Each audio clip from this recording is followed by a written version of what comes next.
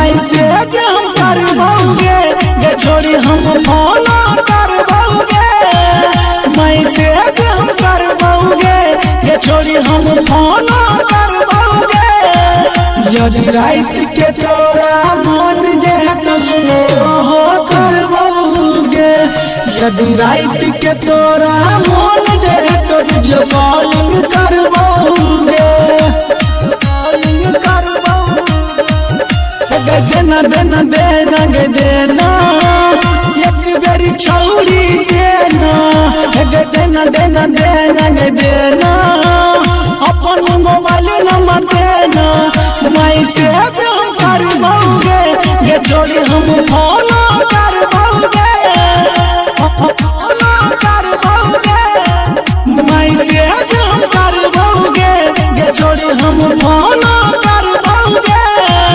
यदि रात के तोरा मन जहे तो सुनो हो करबोगे यदि रात के तोरा मन जहे तो सुनो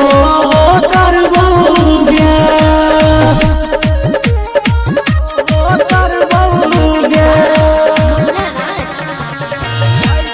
तोरा मन जहे तो सुनो हो करबोगे कोनो चीज ला मन जलगता सबटा हम पूरे बोगे जखनी जखनी मन गे करता लगले फोन घूमे बोगे लगले फोन घूमे बोगे कोनो चीज ला मन जलगता सबटा हम पूरे बोगे जखनी जखनी मन गे करता लगले फोन घूमे बोगे बोगे एक छोटा सा प्यारा गुड़िया तोरा गिफ्ट में देबोगे एक छोटा सा प्यारा गुड़िया तोरा गिफ्ट में देबोगे यदि रात के तोरा मन जका तो सुनो देबोगे यदि रात के तोरा मन जका तो वीडियो कॉलिंग करबोगे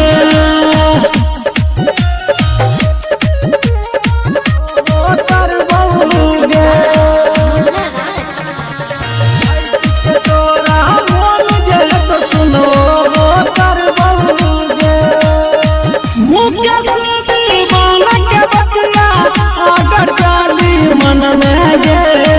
फूल गुलाब जेना हरदम छोड़ी खिलत रह में गे खिलत रह में गे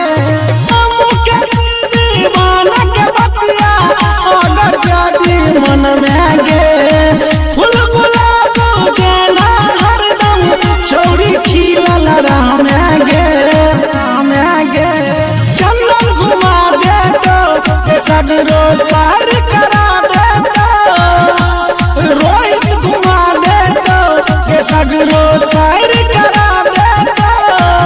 यदि रात के तोरा मन जहे तो सुनो हो करबोगे यदि रात के तोरा मन